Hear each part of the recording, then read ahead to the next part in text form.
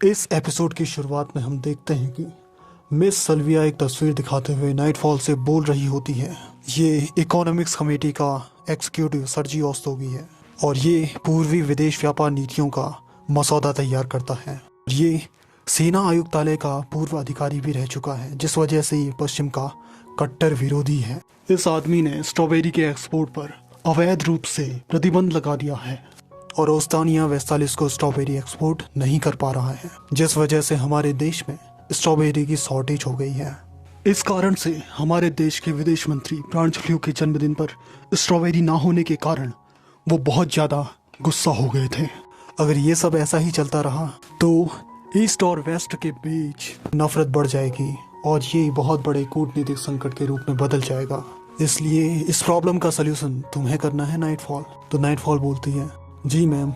Scene shift होता है और हम ट्वाइलाइट को देखते हैं। ट्वाइलाइट बोलता है, अच्छा तो तुम ऐसे बंदे को ढूंढ रही हो जो तुम्हें फेक डॉक्यूमेंट बना के दे। नाइटफॉल बोलती है, हाँ अगर मुझे एक फेक एक्सपोर्ट लाइसेंस मिल जाएगा तो बाकी सब तो मैं संभाल ही लूंगी। तो ट्वाइलाइट बोलता है, मैं इतनी जल्दी तो किसी बंदे को ढूंढ नहीं सकता, लेकिन हाँ मैं एक ऐसे बंदे को जानता हूँ जो तुम्हारी मदद कर सकता है इस काम में। फियोना बोलती है, क्या वो आदमी भरोसे के लायक है? तो लॉयड बोलता है, तुम उसकी चिंता मत करो, वो मेरा ही खबरी है। तभी कोई आदमी लॉयड को बुलाता है और लॉयड जाने लगता है। नाइटफॉल लॉयड से बोलती है, आपकी मदद के लिए बहुत बहुत शुक्रिया और मैं माफ़ी चाहूँगी मैंने आपको परेशान किया।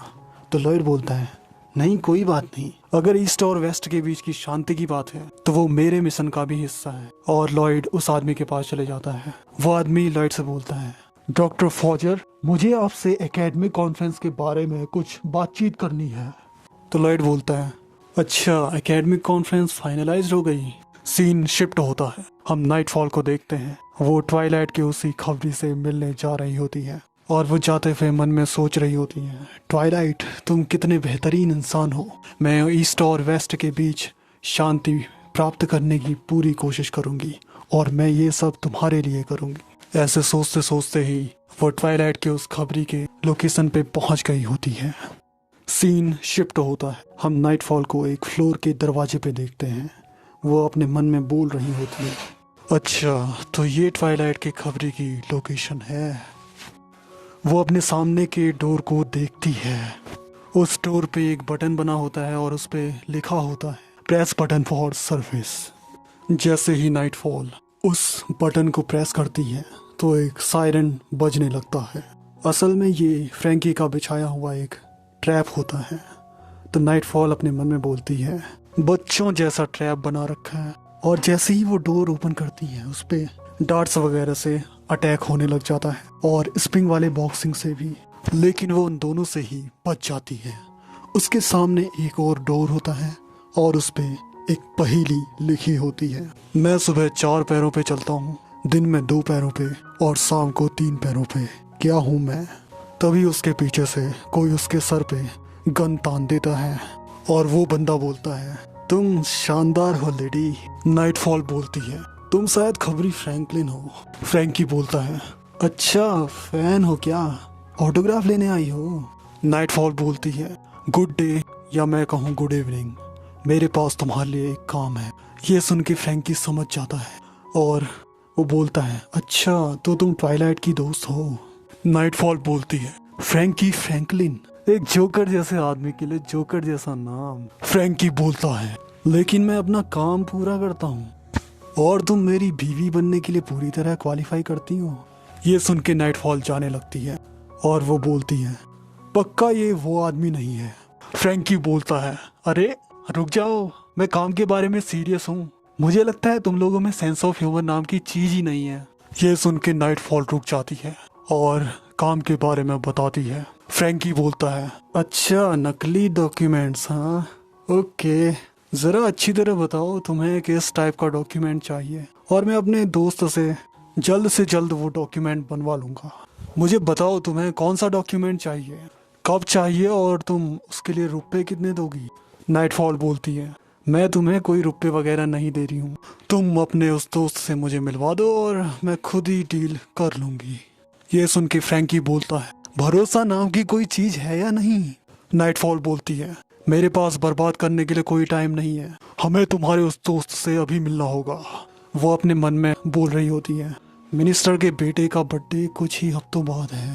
नाइटफॉल फ्रैंकी से बोलती है, तो अपना एटीट्यूड दिखाना बंद करो और वैसा ही करो जैसा मैं बोलती हूँ।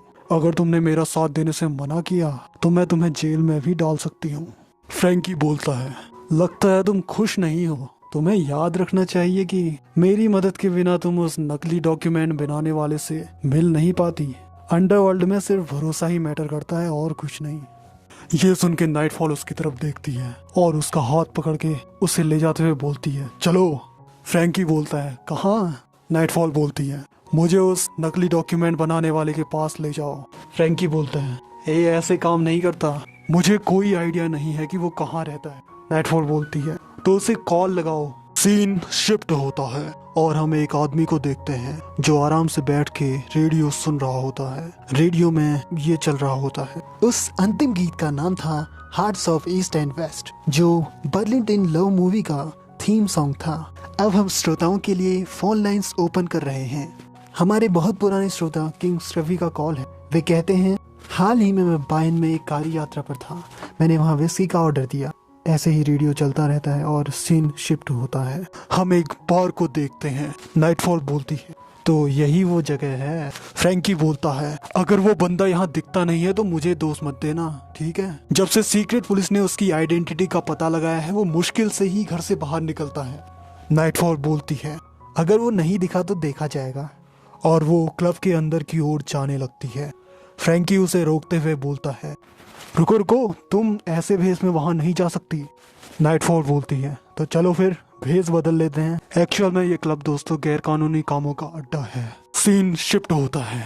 फ्रैंकी और फियोना ने वेश बदल लिया होता है। यहाँ पे इन दोनों ने कपल का गेटअप ले रखा होता है। दोस्तों एक बार इन दोनों की जोड़ी को ध्यान से देखो और कमेंट सेक्शन में जरूर बताना आपको क्या लगता है इनकी जोड़ी को देख के। मैं तो इनको मोस्ट फनीएस्ट कपल का अवार्ड देना चाहूंगा। फ्रैंकी बोलता है, रेडी हो बेबी डॉल? और वो अपने मन में सोच रहा होता है, मैं जानता हूँ ये मेरा प्लान था, लेकिन मेरा हार्ट इतनी तेजी से क्यों धड़क रहा है?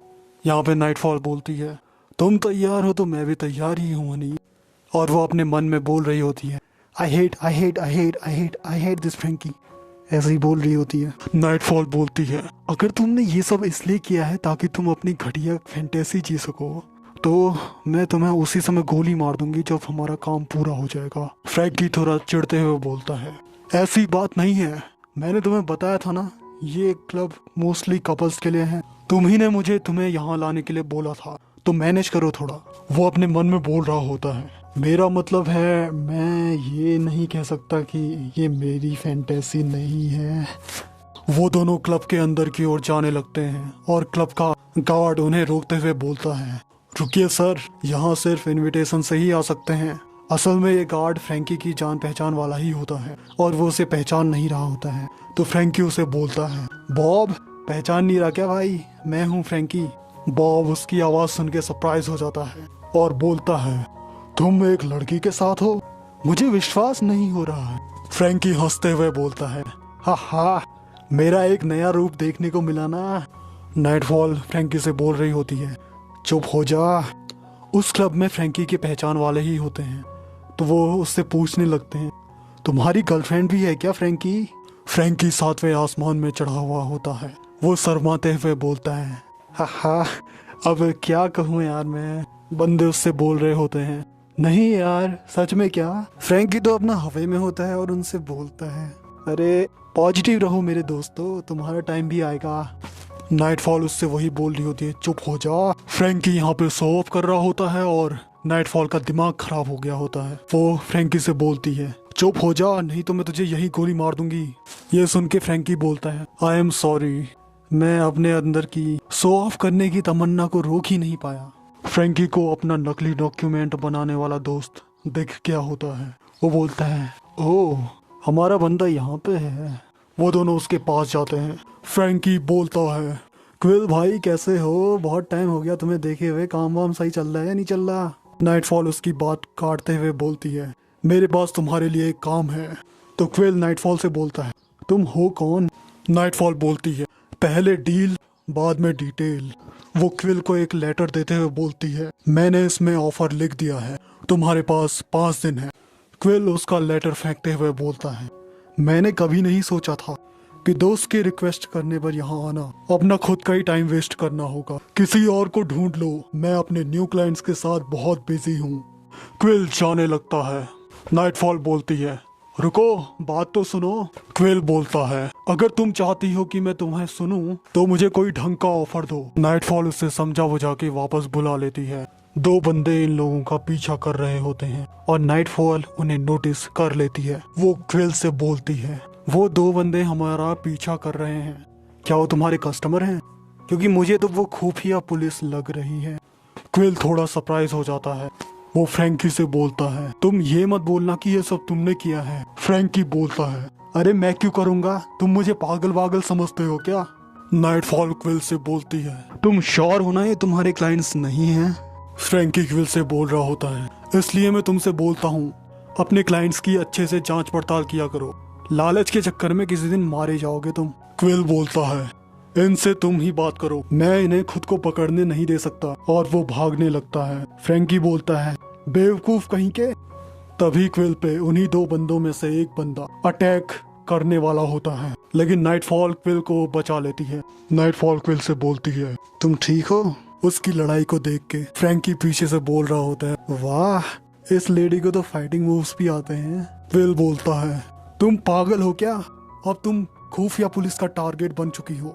तो नाइटफॉल बोलती है, मैं तो तब से ही उनका टारगेट हूँ जब से उन्होंने मुझे तुम्हारे साथ देखा है। लेकिन अगर तुम तुम्हारी जान बचाने के बदले में हमारे लिए कुछ करना चाहते हो तो अपने उन फालतू क्लाइंट्स को छोड़ो और उनकी जगह मेरा काम करो। तभी उन पे एक और बंदा चाकू से अटैक करता है। नाइटफॉल किक मारकर उसके हाथ से चाकू गिरा देती है और उसे एक और जोरदार किक मारती है, जिसकी वजह से वो दूर जाकर गिरता है। नाइटफॉल क्विल से बोलती है, कम से कम हम आपको सेफ रखने का ऑफर तो दे ही सकते हैं। फ्रैंकी क्विल से बोलता है, तुम इस पर अपने यूजुअल क्लाइंट से ज्यादा भरोसा कर सकते हो।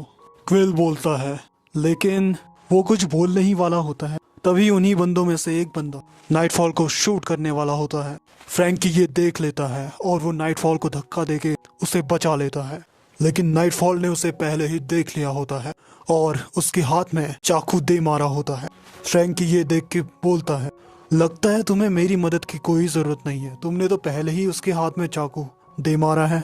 नाइटफॉल बोलती है, अभी के लिए हमें छुपने के लिए कोई जगह ढूंढनी पड़ेगी और वहीं जाके हम बाकी बातचीत करेंगे। फ्रैंकी उसे रोकते हुए बोलता है, उस साइड को बहुत सारे खुफिया पुलिस हैं, लेकिन यहाँ पे एक पुरानी सुरंग भी है जिसका कोई भी यूज नहीं करता। तो नाइटफॉल बोलती है, तो तुम सच में खबरी हो। फ्रैंकी बोलता है, मुझे कम मत समझो लेडी, मैं इस देश में बहुत लंबे टाइम से रह रहा हूँ और अगर मैं गायब होना चाहूँ ना तो तुम लोग भी मुझे ढूंढ नहीं पाओगे।